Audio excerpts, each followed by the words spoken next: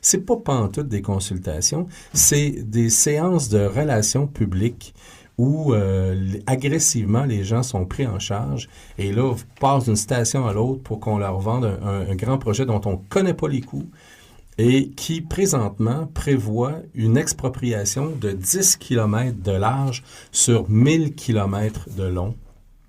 10 km de large, là, quand les gens vont être ciblés dans ce 10 km-là, là, à l'effet que peut-être que le tracé, puis peut-être que ça passerait chez eux, ben ils pourront plus vendre leur maison.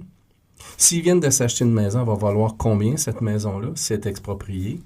Et on a suspendu, avec le projet de loi C5, là, que M. Carney a fait adopter sous bâillon là, quand on est revenu en juin dernier, là, suspend toutes les lois et ils ont introduit, pour être bien certains, à l'intérieur d'un projet de loi omnibus, là, mammouth, là, du budget, de mise en œuvre du budget, un petit ajout, une petite twist qui dit, la loi sur l'expropriation, là, elle sera aussi suspendue. La loi qui a mené, finalement, qui a été mise en place après le fiasco et le scandale de Mirabel, là, il la suspend. Alors, imaginez-vous, les terres agricoles qu'on a, on est sorti de pandémie, là, puis on nous disait la sécurité alimentaire, là, c'est fondamental. On a 2% de terres agricoles très productives. C'est notre garde-manger. Il faut les protéger. Puis on a bien compris à ce moment-là, que les chaînes d'approvisionnement, on avait intérêt à les contrôler.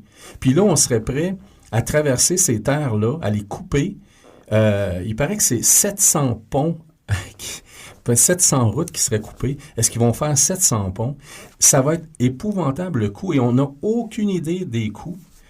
Ça risque d'être un Mirabel 2.0 et les producteurs agricoles, je les supporte dans leurs préoccupations parce qu'il y a de quoi être préoccupé. Alto rétorque que sur les kilomètres envisagés, il y a peut-être 60 mètres qui vont être utilisés. Ben oui. On a vu ça à Mirabel. Ben oui. 60 mètres. On verra bien. Sauf que pourquoi d'abord cibler 10 km? Expliquez-moi ça. Puis un TGV, là, pour qu'il soit vraiment là, efficace, là, puis qu'on ait des gains en heure trajet, là, il faut que ça soit une ligne droite. Déjà là, quand on regarde là, ce qui est visé, là, on part d'Ottawa, on passe par Mirabel, faut aller à Montréal et le TGV n'arrête pas là. Après ça, ça en va à Québec.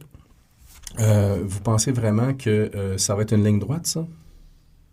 Et quand on compare, parce qu'il commence à y avoir des études comparatives entre le TGV puis le train à grande fréquence, il y a des gens qui disent que il va falloir vraiment mettre en place les éléments positifs et les éléments négatifs. Et le plus grand risque actuellement, c'est qui va pouvoir prendre ce TGV-là au coût que ça va coûter. Donc, est-ce que c'est nous qui allons financer avec les fonds publics un TGV qui finalement n'est pas rentable pour des gens d'affaires parce que c'est pas des étudiants qui vont être capables de prendre ça au coût que ça va coûter, là, au kilomètre, là, et qui, en plus, pour certains d'entre eux, vont déduire ça de leur impôt parce qu'ils font du commerce. En tout cas, il y a beaucoup de questions qui se posent, puis à ces questions-là, Alto répond pas. Que là, le premier bout du tronçon, oui, ça va être au Québec, mais ça va devoir éventuellement, si Alto continue à aller de l'avant, aller dans les autres provinces. Là aussi, il risque d'avoir un petit peu de mécontentement.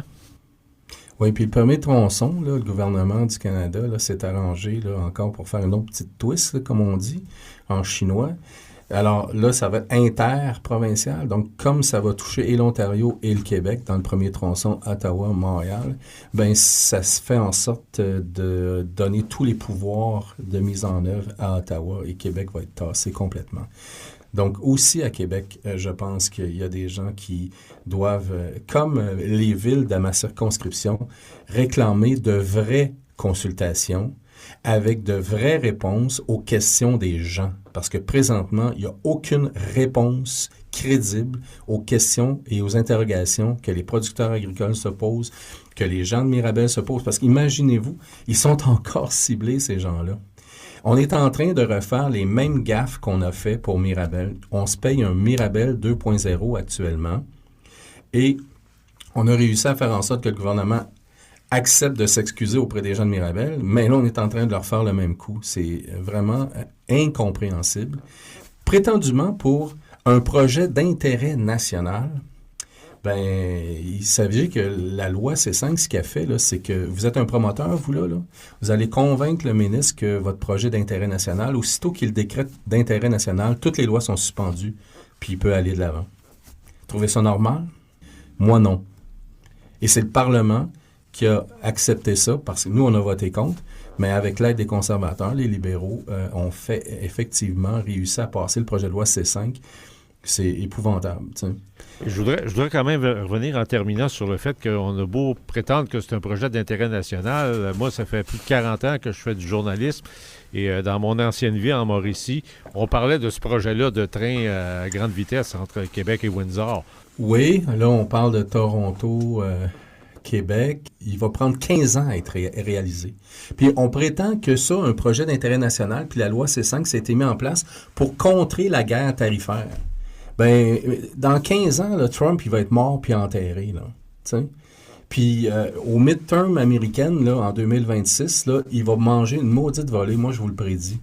Et donc, en quelque part, à moins que la guerre en Iran lui permette d'encore de faire des dérives et de se permettre de faire diversion, mais je veux dire, on ne peut pas orienter des projets dits d'intérêt national en prétendant que c'est parce qu'en quelque part, nos voisins du Sud ont perdu la tête. Ça ne sera pas permanent, ça. Mais ce qui va être permanent, par exemple, c'est de gâcher la vie de la relève agricole de la Naudière.